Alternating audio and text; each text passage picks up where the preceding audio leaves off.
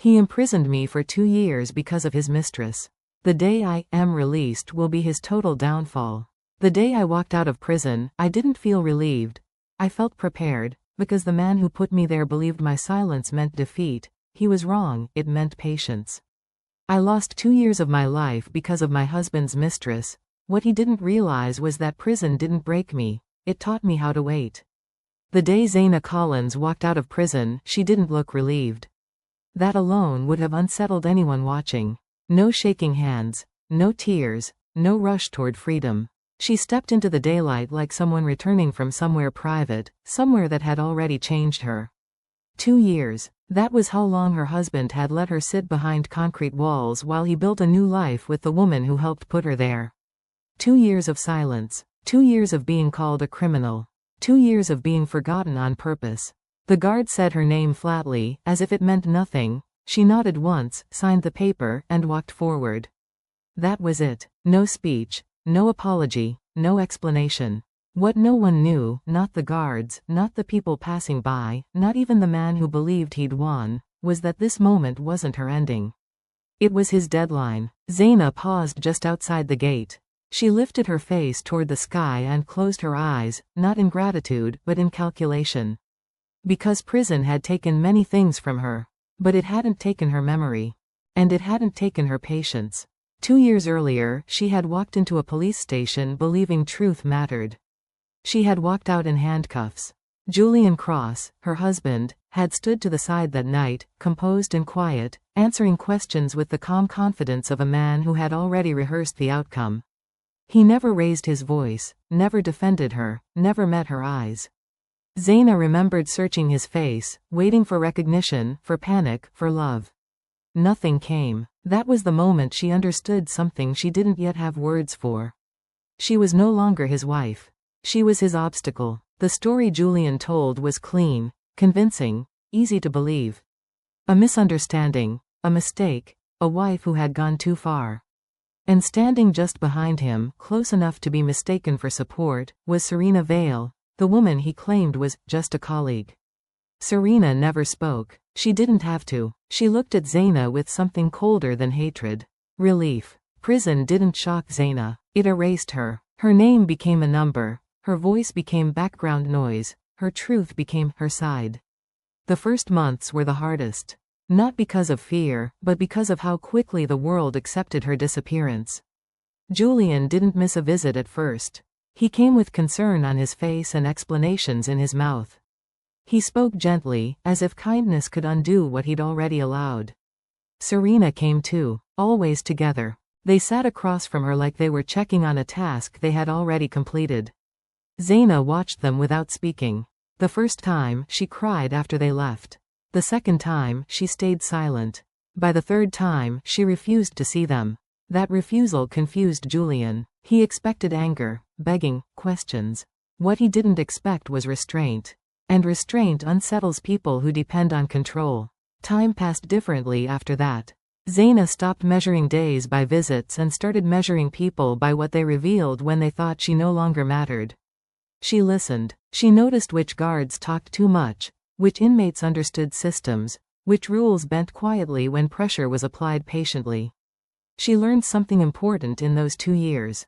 Truth doesn't need urgency. It needs timing. Julian, meanwhile, grew comfortable. From inside, she heard about the promotions, the dinners, the photos where Serena stood closer each time. She heard how he spoke of her in the past tense. She's doing better now. It was complicated. I had no choice. Comfort made him careless. Carelessness always leaves records. On the morning of her release, Julian didn't come. He sent an attorney instead. The message was short. He hoped they could move forward peacefully. He hoped she would understand. Understand. Zaina folded the letter and placed it back in the envelope without expression. Peace wasn't what she was stepping into. She left the prison with nothing but a small bag and a mind sharpened by waiting. She didn't go to the house that used to be hers. She didn't call anyone who still used her past name with pity. She went somewhere quiet, somewhere unnoticed. And there, in the calm she'd earned the hard way, she made the first move Julian would never trace back to her. Not immediately. That was the beauty of it. By the time he felt the ground shift beneath him, The decision had already been made, by people who didn't ask permission and didn't reverse course. That night, Julian attended a gathering. He smiled, he laughed, he spoke confidently about the future. His phone buzzed once, then again. He ignored it. Across the city, Zaina sat alone, steady and awake, watching the lights flicker through a window that belonged only to her. She didn't smile. She didn't celebrate, because she knew something Julian didn't yet understand. Downfall doesn't arrive loudly. It arrives quietly, piece by piece, while the person losing everything insists nothing has changed. Zaina reached for her phone. She didn't call him. She didn't need to. The truth had already started moving. And once it did, there was no stopping it. Some stories don't end when the prison doors open. They begin when the wrong person believes the waiting is over. If you're listening to this, stay close, because what happened after her release didn't happen all at once, and every step carried a cost no apology could undo. Subscribe if you want to hear how patience turns into consequence, because the man who thought he buried her was about to learn what survives underground. Before prison, before the lies became official, before silence became survival. Zaina believed she had a good marriage. Not perfect, not dramatic, but solid in the way adult lives are supposed to be solid. She and Julian had built something that looked right from the outside. A shared home, shared plans, shared history. People spoke their names together, the way married names are supposed to be spoken. They were respected. Julian had presence, confidence, the kind of man people trusted quickly. Zaina had learned to trust him too, not because he demanded it, but because he made it feel natural. For a long time, she thought that counted for something. Their mornings used to be simple. Coffee, quiet talk, sometimes silence that didn't feel heavy. Julian kissed her cheek before work. He remembered birthdays. He paid attention when she spoke, at least, he used to. That was the first thing that changed. Not suddenly, not loudly. Just slowly. He started coming home later than usual. Nothing dramatic, just later enough to notice. When Zaina asked, he had answers ready.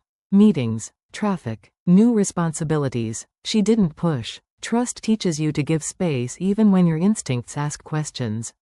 His phone started facing down on tables. When it buzzed, he glanced at it quickly, then slid it away. If she noticed, he smiled and said she was imagining things. Work's been crazy, he told her, you worry too much. Zaina laughed it off at first. She didn't want to be the woman who looked for problems where there weren't any. She reminded herself that marriage wasn't about suspicion, it was about faith. That faith cost her more than she understood at the time. Julian became distracted, present in body, absent in attention. When she talked about her day, he nodded without hearing. When she asked questions, his answers shortened. He wasn't cruel. That was the problem. Cruelty would have been easier to confront. Instead, there was patience in his tone that felt rehearsed. Reassurance that felt polished. He never raised his voice. Never lost control. He just redirected. Whenever Zaina tried to explain what she felt, that distance, that unease, Julian framed it as stress. As insecurity. As something she needed to work through on her own. You're reading into things, he said once, gently. You've always been sensitive. Sensitive. The word landed heavier than it should have. Because once someone labels your instincts, it becomes easier to doubt them. That was when Serena entered their lives. Julian mentioned her casually. A colleague. Someone he worked closely with. Her name came up once. Then again. Then often enough to register. Serena was efficient. Helpful. Reliable. She's been a lifesaver at work, Julian said one evening, scrolling through his phone. Zaina asked what she looked like. Julian hesitated for half a second too long. Why? He asked, smiling. The question made Zaina feel embarrassed for asking. She shrugged it off. No harm in curiosity, she told herself. But curiosity has a way of sharpening when it's ignored. Zaina noticed small shifts. Julian dressing better for work. Caring more about his appearance on weekdays than weekends. Being unreachable during hours he used to answer easily. When she brought it up, Julian sighed, not angrily, just tired. I feel like nothing I do reassures you, he said. Guilt followed quickly. Zaina apologized. For doubting. For questioning. For feeling something she couldn't explain. She didn't know she was apologizing for seeing clearly. Julian began defending Serena without being asked, explaining her work ethic, her struggles, her dedication. Zaina listened quietly. It struck her later how easily he spoke about another woman's character while slowly forgetting hers. Still, she stayed. Because walking away from a marriage that looks fine feels harder than enduring one that's quietly shifting under your feet. There were good days too. Laughter. Familiar routines. Moments that made Zaina believe she was wrong to worry. That was the trap. Comfort mixed with doubt keeps people frozen longer than fear ever could. The night everything truly began to change didn't come with shouting or accusations. It came with certainty. Julian told Zaina he'd be late again. Another work issue. Another emergency only Serena could help resolve. Zaina nodded, but something in her settled, not calmly, but heavily. She watched him leave and felt it clearly for the first time. He wasn't choosing work. He was choosing distance. And distance, when repeated, becomes intention. Zaina sat alone that night, replaying every moment she'd dismissed.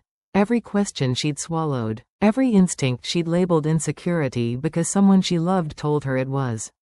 She realized something painful. Trust doesn't just blind you. It teaches you to ignore yourself. By the time Julian returned home, Zaina had already crossed an invisible line inside her. Not toward anger, but toward awareness.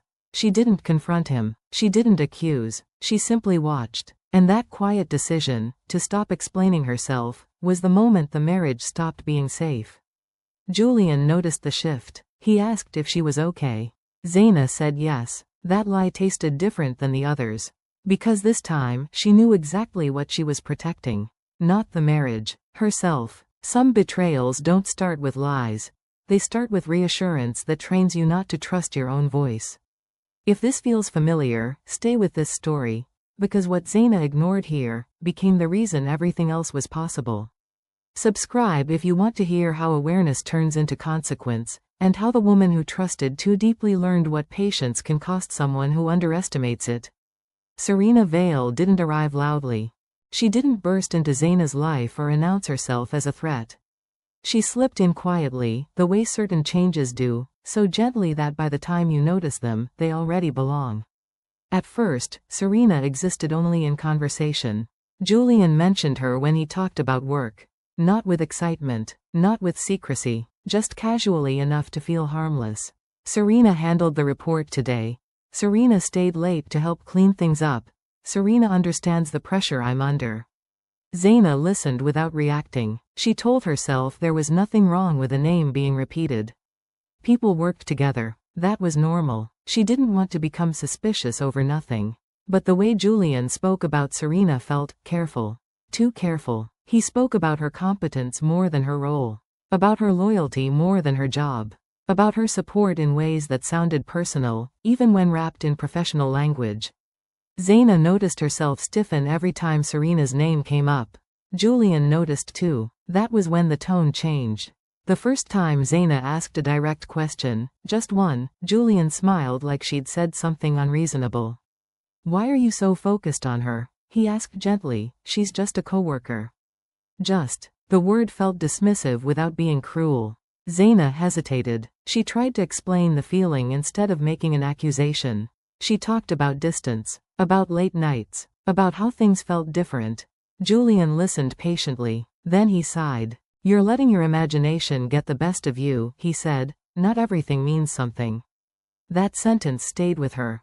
Because it wasn't reassurance, it was instruction. From that moment on, every concern Zaina raised became proof of her insecurity instead of a response to his behavior.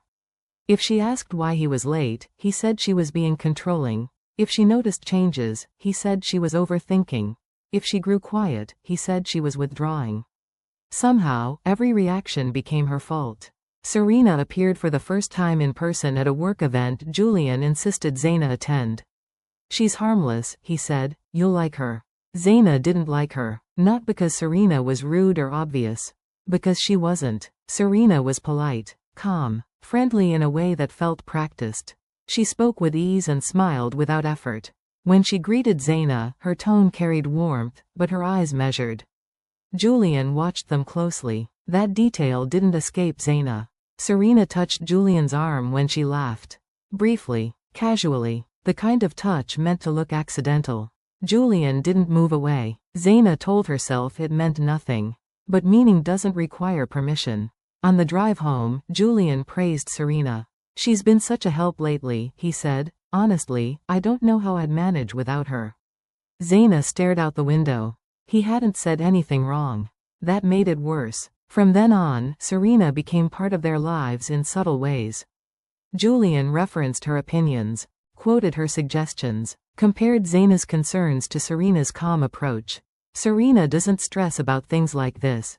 Serena trusts the process. Serena understands how demanding my work is. Zaina felt herself shrinking inside those comparisons. She started choosing her words carefully. She didn't want to sound jealous. She didn't want to confirm the version of her Julian was quietly building.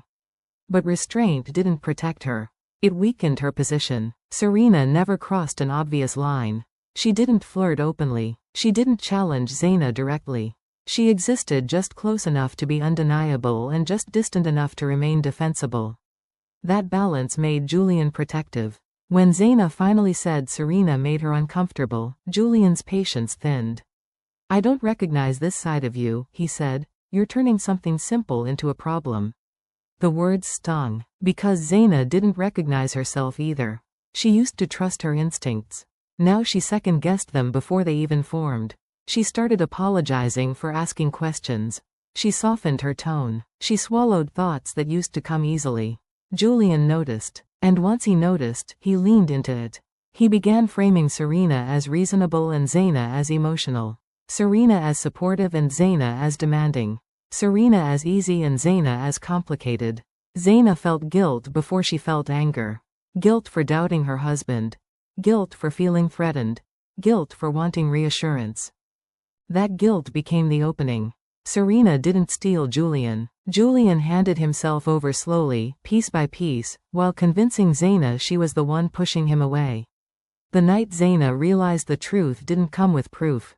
It came with clarity. Julian defended Serena faster than he defended his own marriage. That was the answer. Zaina stopped arguing after that. She stopped trying to explain herself. She started watching instead. Julian mistook her silence for surrender. Serena mistook it for victory. Neither understood what silence really meant to Zaina. Because silence wasn't weakness. It was the moment she stopped giving them access to her thoughts. And that decision, quiet and unnoticed, was the first thing Julian would never recover from. Some women lose their marriage the moment they start doubting themselves instead of the truth in front of them. If this story made you uncomfortable, stay close, because what Zaina allowed here became the reason everything was taken from her. Subscribe if you want to hear how quiet observation turns into consequences, and how the woman Julian dismissed learned exactly when to stop speaking and start waiting. The night everything collapsed did not begin with shouting. It began with silence. Zaina was standing in the kitchen, rinsing a glass, when Julian walked in and set his keys down too carefully. He didn't look at her right away. He loosened his tie, took a breath. The kind of breath people take when they already know how the story will end. "I need to talk to you," he said. His tone was calm, controlled, reasonable. Zaina turned off the tap and faced him. She felt it then, that quiet tightening in her chest she had learned not to ignore anymore. "What's wrong?" she asked. Julian hesitated, just long enough to make her uneasy. "There's been an issue at work," he said. "Something serious." He explained it slowly, carefully. He said there were missing documents. Accusations. A misunderstanding that had spiraled beyond control. Zaina listened, trying to keep up. "What does this have to do with me?" she asked.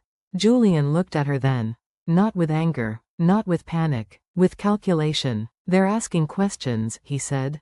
"And somehow, your name came up." The words didn't make sense at first. Zaina laughed once, short and confused. "That's ridiculous." Julian didn't smile back. "They think you had access," he said. "They think you might have moved something without realizing the impact." Zaina felt the floor tilt slightly beneath her. "That's not true," she said quickly. "I've never." "I know," Julian interrupted. "I told them that." But his voice lacked urgency. Zaina searched his face for reassurance and didn't find it. The knock on the door came less than an hour later. 2 officers. Polite. Neutral. Professional. They asked questions Zaina had never imagined answering. About dates, files, conversations she'd barely noticed at the time. Julian stood beside her, arms crossed, offering details that sounded helpful on the surface. Too helpful. When Zaina tried to explain, her words tangled.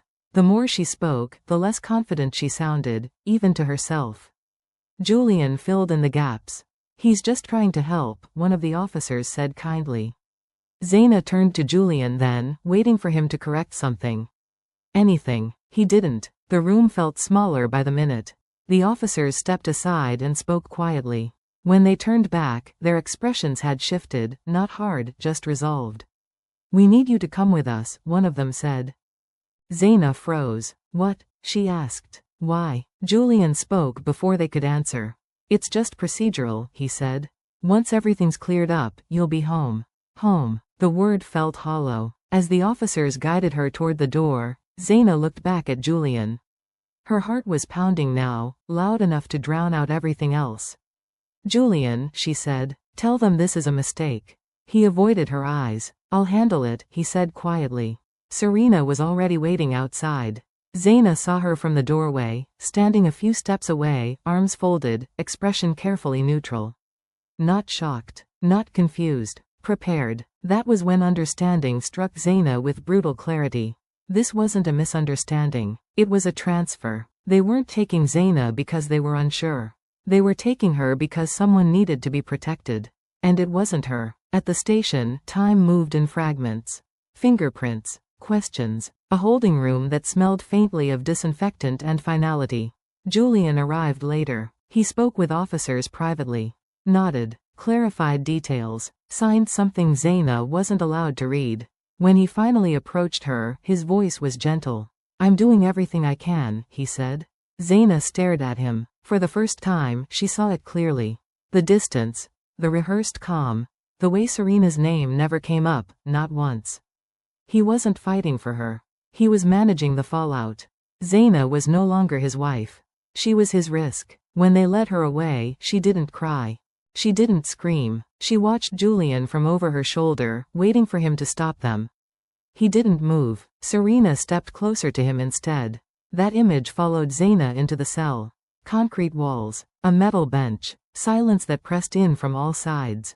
Zaina sat down slowly, her mind replaying every moment she had questioned herself. Every time she had swallowed doubt to keep the peace. Every reassurance she had accepted instead of demanding truth. This was the cost. Trust didn't just make betrayal possible. It made it efficient. Hours passed before the reality settled fully. She wasn't being protected. She was being replaced. Julian had chosen his future. And she didn't fit in it. When the cell door closed, Zaina finally understood something that would change everything. He hadn't betrayed her in a moment of weakness. He had planned this in moments of comfort. And comfort, she realized, was the most dangerous state of all. Because it convinces people they'll never be held accountable. Some women are betrayed once. Others are positioned to take the fall so someone else can walk free. If this chapter hit close to home, stay with this story. Because what Zaina lost that night wasn't just her freedom, it was the illusion that love protects you. Subscribe if you want to hear how silence, patience, and memory turn into something no lie can survive. Because when a woman realizes she's been sacrificed, she stops asking for justice and starts waiting for timing. Prison did not announce itself as punishment. It introduced itself as erasure. The first thing Zaina lost was her name. It was replaced with a number spoken without emotion. Guards used it easily. Other inmates repeated it. Each time, it stripped something away until her identity felt distant, like a life she had once borrowed. The second thing she lost was her voice. Not because she stopped speaking, but because no one listened. Every explanation became her version. Every denial became defensiveness. Every truth softened into doubt the moment it left her mouth. Outside those walls, Julian's story settled comfortably into place. Inside them, Zaina learned how fast the world decides who it believes. The first night, she cried quietly into her pillow, careful not to be heard. She replayed everything, every look Julian had avoided, every moment Serena had stood too close, every time Zaina had been told she was imagining things. By morning, something inside her hardened. Not into anger. Into awareness. Days blurred together. Then weeks. Then months. Prison taught routine without meaning. Meals at fixed times. Lights out. Count. Repeat. Zaina watched other women break in different ways.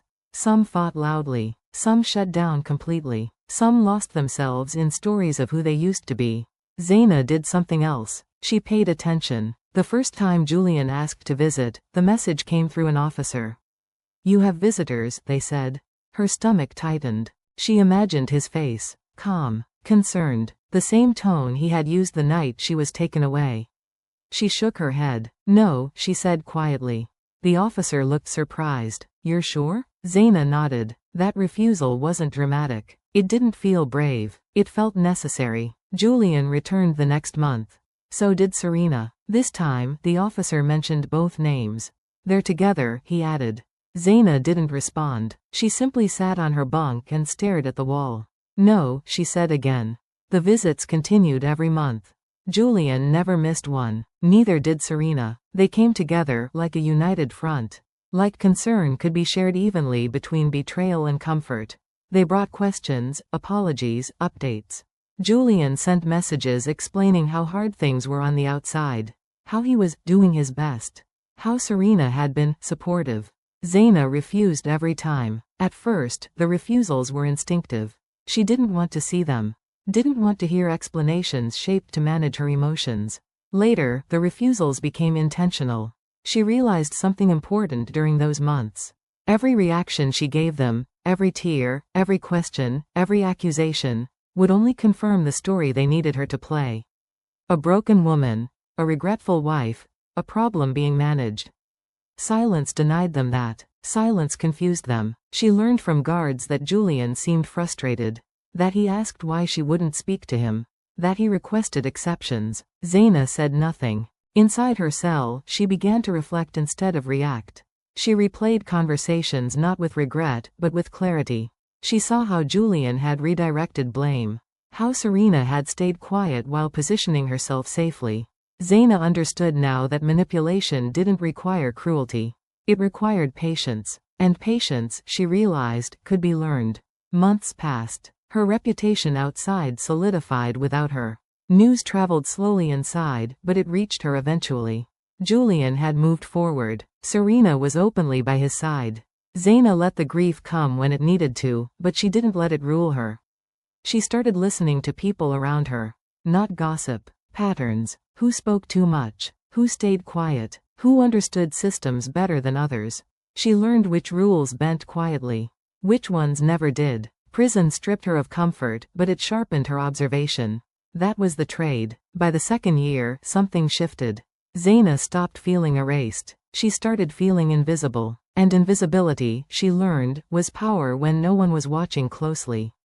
Julian's visits continued. So did her refusals. The officers stopped questioning her choice. They expected it now. Zaina sat through those months steady. Quiet. Focused. She wasn't waiting to be saved. She was waiting for time to do what time always does. Reveal. The night before her release, Zaina lay awake staring at the ceiling. She didn't feel excitement. She didn't feel relief. She felt ready. Because refusing to react had given her something prison couldn't take. Control. And control, once reclaimed, changes everything. Some people survive prison by fighting. Others survive by watching. If you're still listening, stay close, because the woman who walked out after 2 years was not the same one who was taken in. Subscribe if you want to hear what happens when silence turns into strategy, and how patience begins to demand its price. Because when a woman stops reacting, someone else always starts panicking. Waiting changes people. For some, it weakens them. For others, it sharpens them into something quieter and more dangerous. By the middle of her second year, Zaina had stopped counting days. Not because she had given up, but because counting made time feel like a punishment instead of a resource. She learned quickly that prison had its own language. It wasn't spoken out loud. It lived in routines, in patterns, in what people said when they thought no one important was listening. Zaina listened. She listened to guards complain about paperwork and shortcuts. She listened to inmates talk about hearings that went nowhere and appeals that quietly worked when done the right way. She listened to stories about people who rushed for justice and burned out, and those who waited and walked free. Waiting, she realized, wasn't passive. It was a skill. Zaina stopped asking when things would change. She stopped hoping someone would suddenly realize the truth and rush in to fix it. Hope, she learned, keeps you emotional. Emotion makes you careless. She didn't want carelessness. Instead, she paid attention to structure. How accusations were recorded, how timelines mattered, how stories fell apart when people got comfortable enough to stop protecting details. She learned that systems don't collapse from confrontation. They collapse from exposure. Outside the walls, Julian grew relaxed. Zaina heard about it through fragments, an offhand comment from a guard, a mention during intake, a name spoken casually like it no longer needed protection. Julian talked openly now. He told people Zaina was adjusting. That prison had been necessary. That the situation had been handled. Handled. The word followed Zaina into her sleep. Julian had moved on quickly because he believed the past was sealed. And sealed things invite carelessness. Zaina learned that people who believe they're safe begin repeating themselves. They stop watching their tone. They tell the same version of the story so often they forget which parts were lies. That repetition was valuable. It created patterns, and patterns could be studied. She also learned something about silence. Silence unsettles people who expect reaction. Julian expected tears, letters, accusations, something that would allow him to respond, defend, control the narrative. He received nothing. Each month that passed without Zaina's voice chipped away at his certainty. He asked officers why she wouldn't see him. He asked if she was angry. He asked if she blamed him. Zaina said nothing. Silence let his questions echo back to him. Inside her cell, Zaina practiced restraint the way others practiced survival. She wrote nothing down. She didn't speak to anyone who didn't need to know her thoughts. She observed. She learned which doors closed loudly and which ones stayed open quietly. Most importantly, she learned that justice doesn't arrive when you beg for it. It arrives when someone else realizes they can no longer ignore it. By the time her release date approached, Zaina wasn't waiting to be cleared. She was waiting to move. Waiting had taught her something Julian would never understand. When you stop hoping, you stop revealing your hand. Julian's comfort became his weakness. He shared too much, trusted too easily, spoke as though the past had been buried instead of paused.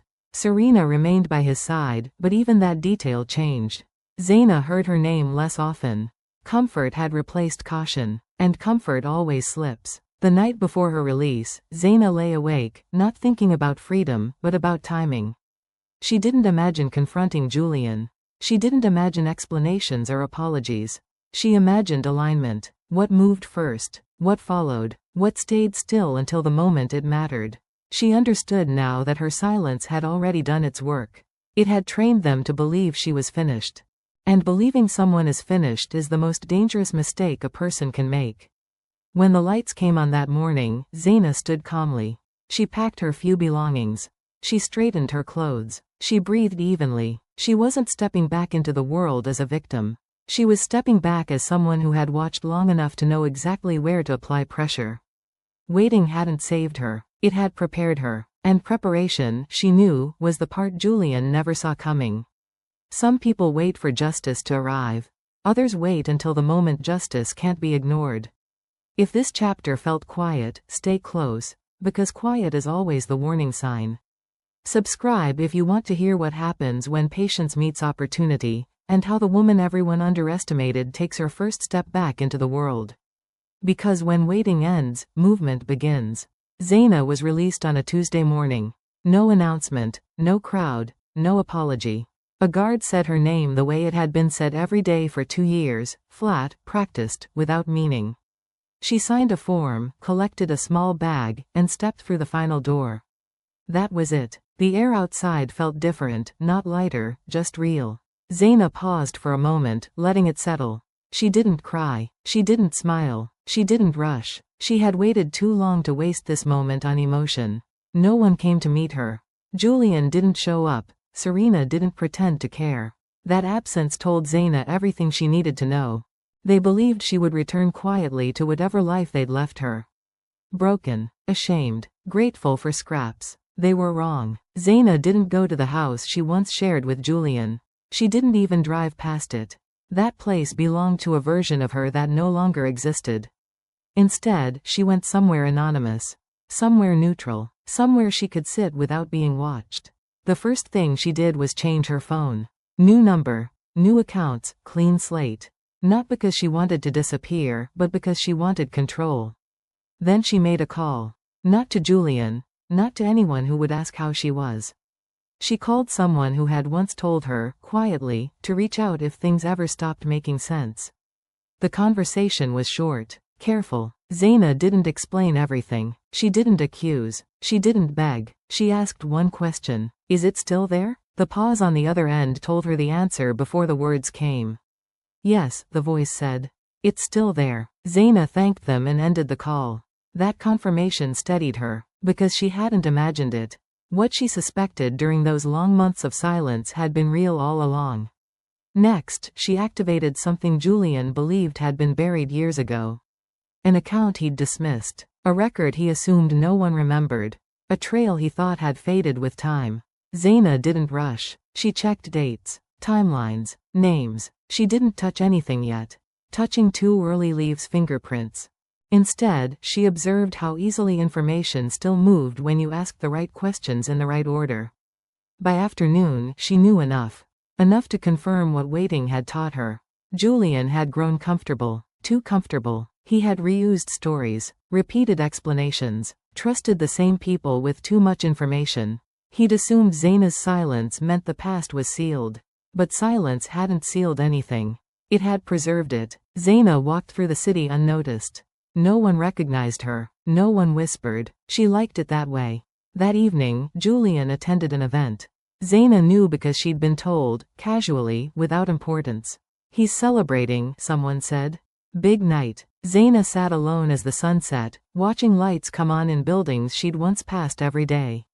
She didn't feel anger. She felt clarity. Somewhere across the city, Julian laughed easily. He believed the worst was behind him. At that exact moment, the first consequence quietly locked into place. Not loudly, not publicly. Permanently. Zaina didn't smile. She didn't need to, because she knew something Julian hadn't considered. Downfall doesn't begin when the truth is exposed. It begins when the truth is confirmed. And confirmation had already happened. The rest was timing. Some people think freedom is the moment you walk out. Others learn it's the moment you move without being seen. If you're still here, stay close, because the first move has already been made, and it can't be undone. Subscribe if you want to hear what happens when comfort turns into carelessness, and how the man who thought the past was buried realizes it was only waiting. Because from this point forward, everything Julian built starts answering to time. Julian felt it before he understood it. It wasn't panic. Not yet, it was irritation. Small things stopped going the way they always had. Calls that used to be answered on the first ring now went to voicemail. Messages stayed unread longer than usual. Meetings were postponed without clear reasons. At first, Julian brushed it off. People were busy, things happened. But control teaches you patterns, and the pattern was breaking.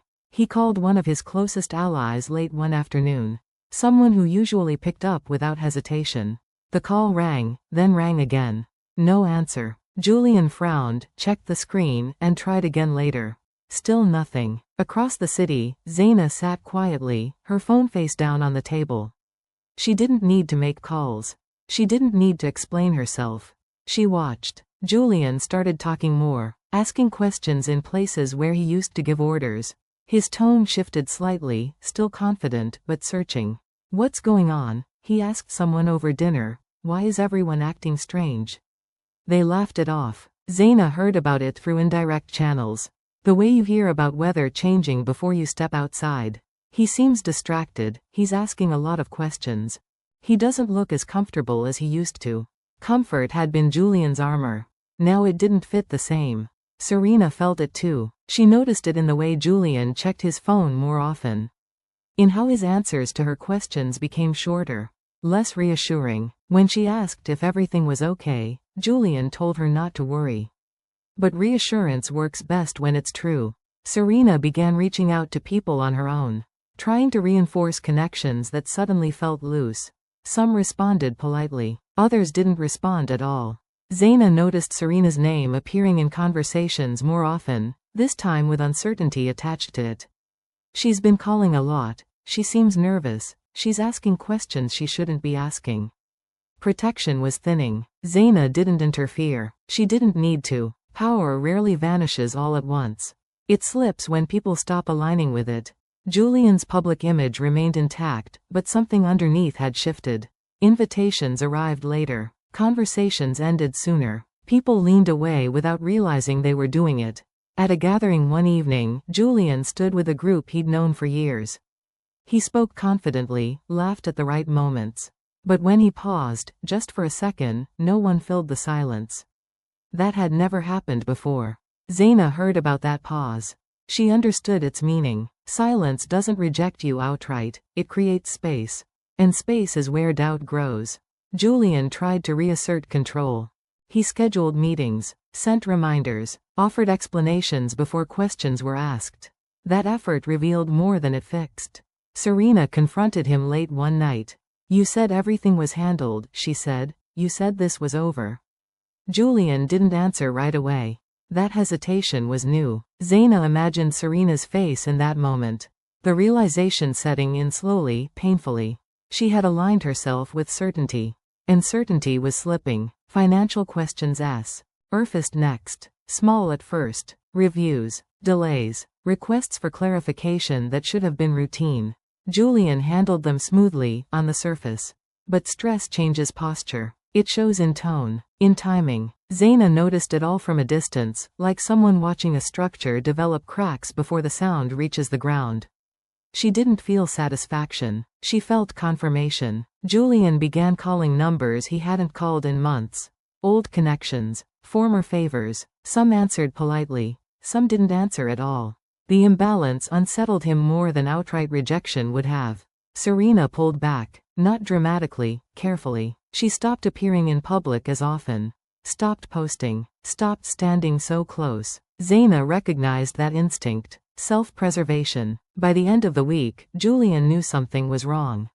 He just didn't know where it had started. That was the part that bothered him most. He couldn't trace it back to a single moment. A single decision. Control doesn't fail loudly. It fails quietly, when too many people decide not to move with you anymore. Zaina stood near a window that evening, watching the city settle into night. She didn't touch her phone. She didn't need to. Everything was already in motion. Julian believed this was a phase. A temporary disruption. Zaina knew better. Because once power starts asking questions, it's already too late. Some people lose control because they fight too hard. Others lose it because they never see the distance growing. If this chapter felt tense, stay close, because the next shift won't be quiet anymore. Subscribe if you want to see what happens when protection disappears and the people who felt untouchable realize no one is standing behind them. Because when control slips, exposure always follows. The first call came from a number Julian didn't recognize.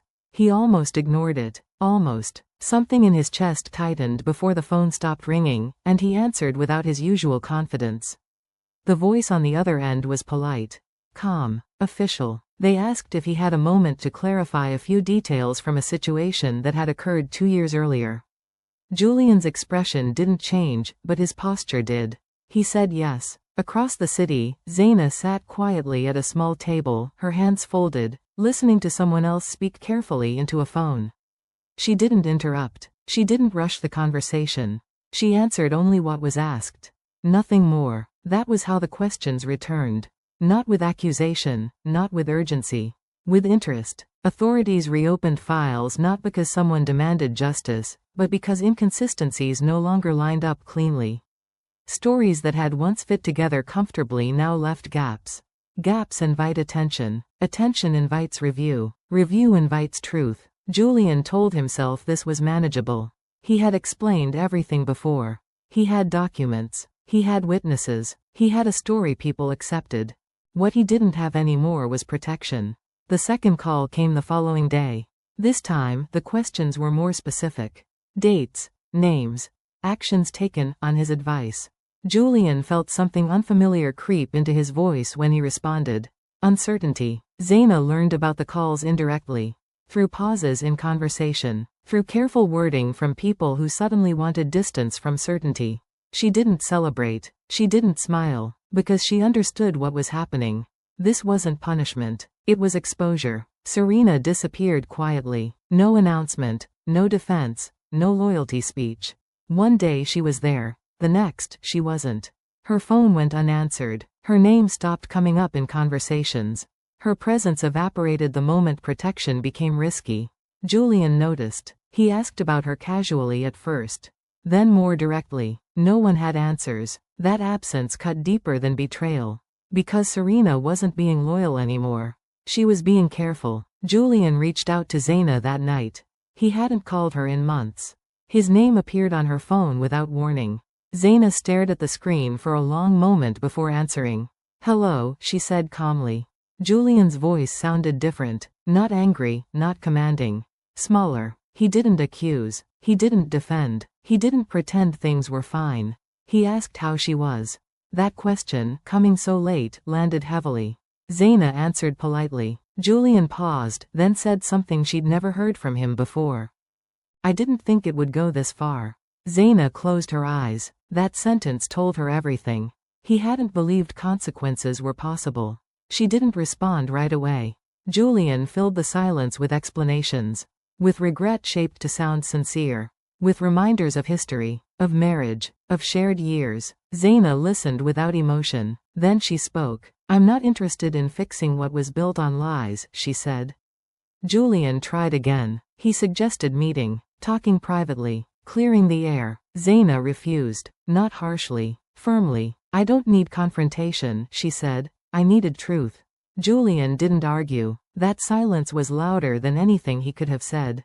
The calls from authorities continued. Each one narrowed the story further. Each one removed another place for denial to hide. Zaina answered when asked. She didn't volunteer information. She didn't dramatize her experience. She spoke plainly. Truth doesn't need emotion to be believed.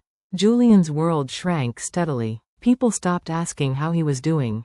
They started asking for clarification instead.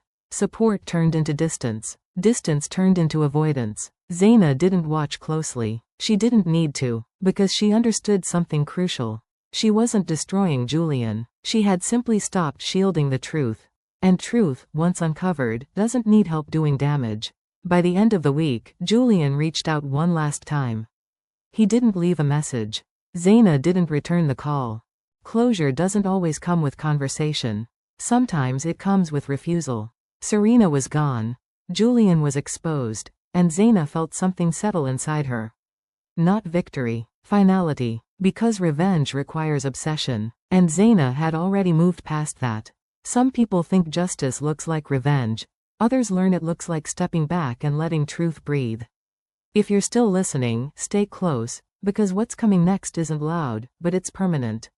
Subscribe if you want to hear how everything finally ends, and how a woman who lost everything chooses what she keeps. Because once the truth is exposed, there's no returning to who you used to be. Freedom didn't arrive all at once for Zaina. It didn't crash into her life with celebration or relief.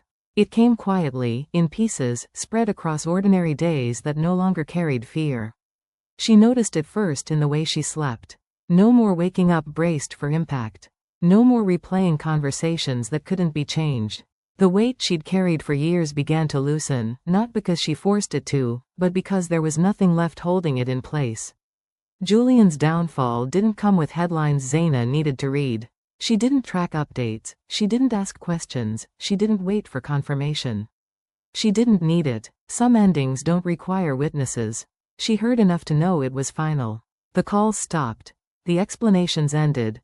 The version of Julian who once commanded rooms no longer existed in the same way. People spoke about him carefully now, if they spoke at all. Zaina understood that kind of silence. It meant something had settled permanently. She didn't feel satisfaction. She felt release. Because what prison failed to take from her was the most important thing. Her clarity. Prison had stripped her of comfort, of reputation, of years she could never replace. But it hadn't stripped her ability to see people as they were. It hadn't taken her judgment. And it hadn't taken her future. Zaina rebuilt slowly. Not dramatically, not publicly. She chose spaces that felt calm. Routines that didn't ask her to perform strength. She surrounded herself with people who didn't need her story to make sense of her. Some days, she remembered who she'd been before everything broke. Other days, she recognized the woman she'd become. Both existed. Neither controlled her. She learned that freedom wasn't about reclaiming what was lost. It was about deciding what still mattered. Julian had once defined her world. Now he existed outside of it entirely. Not as an enemy, as a closed chapter. Serena never resurfaced. Zaina didn't wonder where she went. People who disappear when truth arrives rarely leave anything worth following. Zaina stood one evening at a window, watching the city settle into night, the same way she had months earlier, only this time, nothing inside her tightened. She thought about silence, how it had been mistaken for weakness, how waiting had been labeled surrender, how patience had been misunderstood as fear. She knew better now. Silence had protected her when speaking would have destroyed her. Waiting had taught her where power really lived. And patience had given her time to choose how her story ended. Zaina wasn't proud of surviving prison. She was proud of not letting it define her. She wasn't proud of Julian's fall. She was proud she didn't have to push. The truth had done what truth always does when no one stands in its way. It finished the job. Zaina no longer needed to prove anything. Not to Julian. Not to the world. Not even to herself. Freedom, she realized, wasn't about winning. It was about peace. And peace came when she stopped reacting and started choosing. She chose quiet mornings. She chose distance from chaos. She chose herself. That was the victory no one could take. Some women survive betrayal by fighting. Others survive by becoming still long enough to see clearly. If this story stayed with you, it's because silence has power, and patience always keeps score. Subscribe if you believe freedom doesn't need rage to be real, and if you want to hear more stories where clarity outlasts cruelty. Because the most dangerous moment isn't when someone breaks you. It's when you walk away whole, and never look back.